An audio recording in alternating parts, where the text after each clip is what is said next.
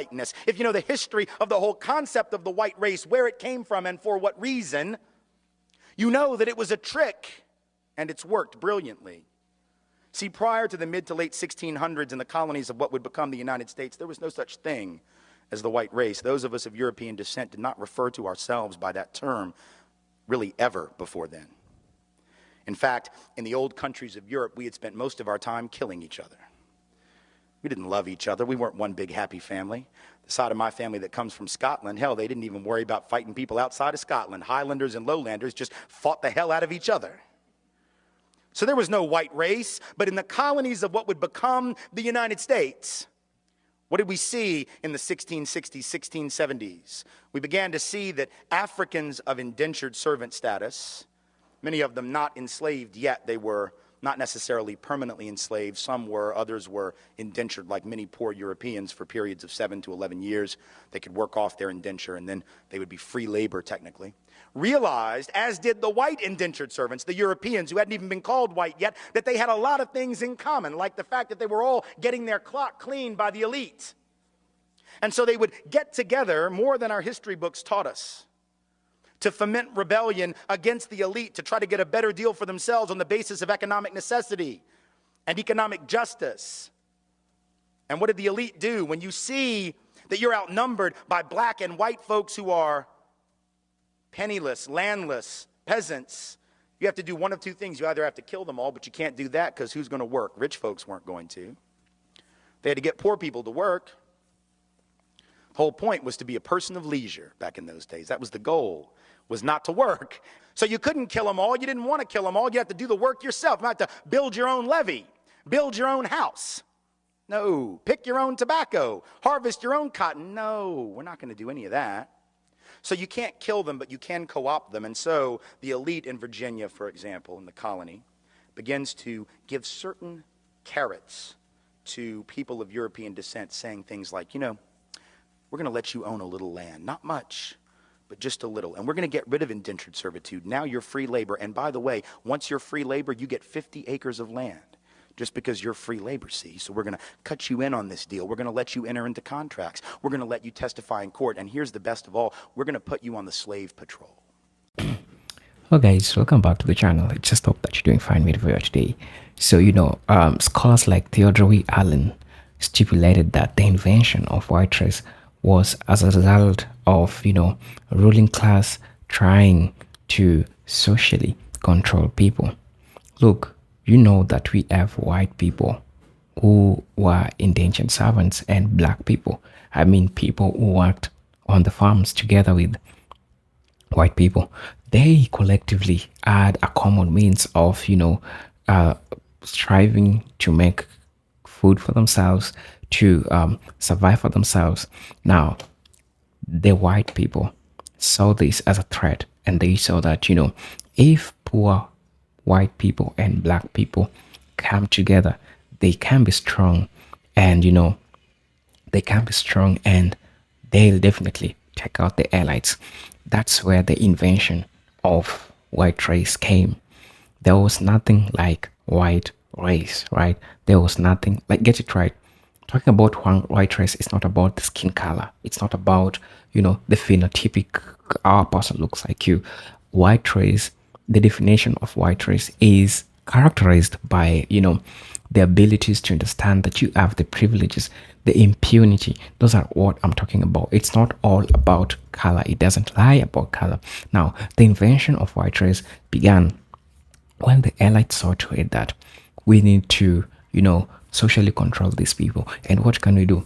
Let's give white people, white colored people, some privileges, and let's not give black people the same privileges that they have. And this created a rift between white people and black people. Now, indentured servants, white indentured workers who are working in these farms together with black people, saw it really that, so we can get privileges because of our color, right? Now, that's when the invention of white race came into play. And so we have scholars, we have authors, people like Tim Wise, who are going to discuss about these issues.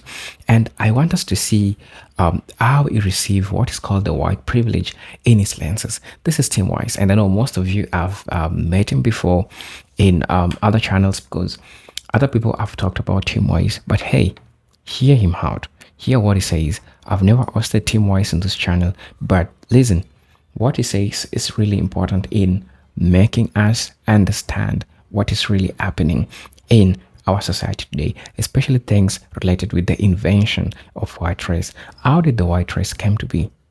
Because talking about race, and I'll stress on this, talking about white race is not having a white color, right? So I want us to dive right into the video, then I'll be back. I'll say 2-3 things about this. Let's meet. To keep those people in line, right? The idea was you're still going to get your clock clean. We still don't like you. We still aren't going to really empower you or change your economic subordination, but we're going to make you honorary members of this team, and you're going to help us keep those other people down. And so they got a little taste of power, and it did effectively divide and conquer those coalitions. Those rebellions began to stop almost instantly.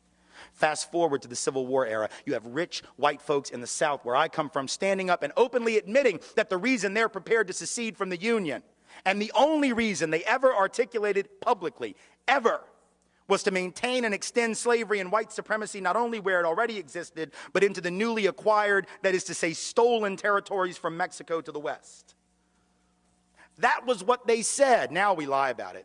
We say it wasn't about slavery, that it was about states' rights. Yes, the right of the states to keep and maintain slaves, exactly. But back then they had no shame, so they didn't try and cover it up. They openly said it, but once again, the rich didn't want to go do the work. Are you kidding? No. They're going to get poor people to go fight for them. And the poor folks didn't even own slaves. Now think, how do you get poor people who don't even own the shirt on their back, let alone slaves, to go fight to keep your slaves for you? You've got to convince them that their skin is more important than their economic interest. Because think about it, if I am a farmer who has to charge you $1 a day or $2 a week to work on your farm and harvest that tobacco or pick that cotton, but you can get a black person to do it for free because you own them, who's going to get the job? Not me. In other words, slavery actually undermined the wages and the wage base, the economic floor of the typical white working class or low-income person. But they were told, if these people are freed, they're going to take your job. No, fool, they got your job. That's the point. And so at some level, again, working class white people being harmed by white privilege, relatively being advantaged, right? Being given a leg up, being given a membership to the club, but in absolute terms being kept economically subordinated by the very thing that gave them a sense of superiority. How's that for irony? Then in the present era, this hasn't stopped. This is not ancient history. Now we have people running around insisting that we should close the border with Mexico because if we don't, the wages of working class people will continue to fall. The implication being that the only reason workers are paid like crap in this country is because the border is open. But if you believe that, you would actually have to believe that if that border were closed, that all these owners of capital and industry would just say, oh, well, you figured us out. Here, it's a raise. Do we really believe that the only thing keeping bosses from paying people more is the presence of low-wage, medium, semi-skilled labor from south of this artificial border? Is that really what we believe? We know that if that border is closed, it isn't going to be closed to capital. It isn't going to be closed to goods. If you have a border that can be crossed by capital looking for the highest return on investment or goods looking for the highest price, but labor is chained to its country of origin, how is that going to work to the benefit of working people? By definition, it doesn't. By definition, it immiserates the working class. Divide and conquer. But the best example of all, perhaps, in the contemporary era, in the greater New Orleans area after Katrina. Here you have two communities that were the most hard hit. The lower Ninth Ward, mostly black community, 94% African American, about 40% official poverty rate, heavy working class community. And right across the canal, St. Bernard Parish, Chalmette, 95% white, also working class, high levels of poverty, economically very similar. And at the end of the day, in those first few days of September 2005, more similar than they probably would have realized. Because when those levees broke, they all got their stuff jacked.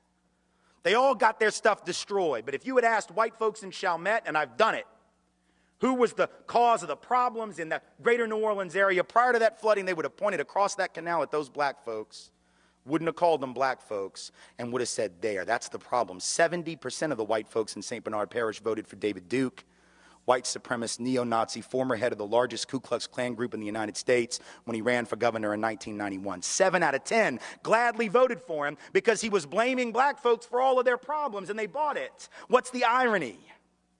The irony is that while they were blaming black people for their problems, while they were blaming black people for the conditions of the greater New Orleans area in which they lived, nobody was paying attention, least of all they, to the fact that these white elite politicians, either in Baton Rouge or in Washington, whose job it was to secure those levees, to make sure that levee funds were spent in the proper way and that they were spent at all, those mostly white and mostly elite politicians did nothing. At the end of the day, it wasn't just the black folks in the lower Ninth Ward they didn't care about. They really couldn't have given a rat's ass about those poor and working class white folks either.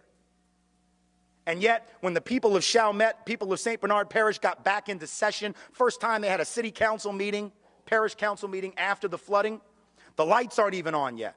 The water isn't even hooked up. And the first order of business was to pass an ordinance saying that you couldn't rent property in St. Bernard Parish to anyone who wasn't a blood relative. Now, I'll leave it to your imagination as to why you'd want to pass a law. That law had never existed before. But now that it's been emptied out and you don't know who might come back, that's a damn good way to keep black people out, isn't it? Because if you're 95% white to begin with, if you pass an ordinance that says that, that's a great, you can't say no blacks need apply. You can't say no blacks allowed, but that was an ingenious way to get around the law. Now, they got caught.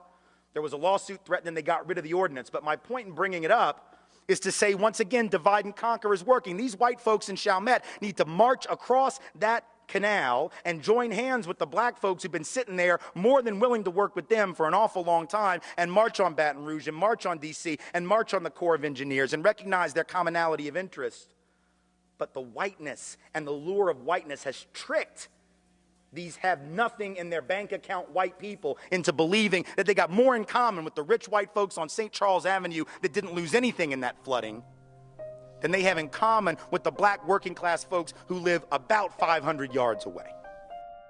So we all get to see the invention of white race and the privileges that these people later on came to realize the importance of, the privileges that this comes with. So there was a critical need for these people to create these systems that will definitely favor white people. And as a result, this will create a rift between black people and white people, because black people will see that they are not enjoying the same privileges with the same people that they were working on the same farms. Now you get to understand where now the real problem begins. And now after creating this rift between the two people, now distinctive colors started shouting. Some people identify as black, some people identify as white. And thus this created the rift that we are now seeing, the big fight that we are now seeing between the two groups. Now, the invention of white race was deliberately constructed by Americans' ruling class as a means of social control. The invention enforced white privilege and perpetuated a myth of racial superiority, essential for maintaining ruling class domination throughout the history of America. And now, when people are calling out the truth, now the problem with these people accepting the truth, or these people accepting the things that they did in the past, they're still going through cognitive dissonance. The self fight within yourself between choosing what is right and what is wrong, deciding to agree that you are not that much special as you might think you are. So in as much as we're seeing people like this Professor Timwa is coming out talking about this, because he has been advocating for this for the longest time. He has been addressing issues which has been happening in the black community. He has been talking at this for the longest time, So the issue of white privilege, which is based on class, because these people, after noticing that they can divide both white people and black people, now the issue of classism started. We have white rich people, we have white middle class people, and we have few poor white people. We also have a majority or the vast large population of poor black people, you know. So, the emergence of white race as a distinct social category can be tracked back to early colonial period in America. You know, this category was not natural or inevitable development, but a strategic creation by the Allies. The aftermath of Bacon's rebellion was pivotal. The rebellion demonstrated the potential threat of unified action by bonded laborers of different ethnic backgrounds against the ruling elite. To prevent such alliances, the colonial leader instituted policies that elevated the status of European indentured servants, eventually categorizing them as white and granting them the privileges denied African America. Same thing that I've been saying, because the Bacon's rebellion was a unity, or this is something, or this is a group of both white and black people who unified to fight the elites. And now the elites were so smart, they saw to it that no, if these people continue unifying, if these people continue talking about their needs, talking about what they want, this will lead to a big problem. And now what did they do? They decided to create a scheme, and this scheme was to give indentured white people who are also working with black people a lot more privilege as compared to black people, and this created a rift. And this is the same thing that I've been really saying. Now look at even in the 17th century. That's okay. Let's say the early 18th century. There were explicit defined racial boundaries and conferred rights and privileges based on these definitions. For instance, 1705 law mandated severe penalties for interracial marriages and declared that all offsprings of American women were to be slaves, while children of European women were to be free, reinforcing racial labor. These people didn't want the unity, because the unity doesn't only belong with black people and white people working together.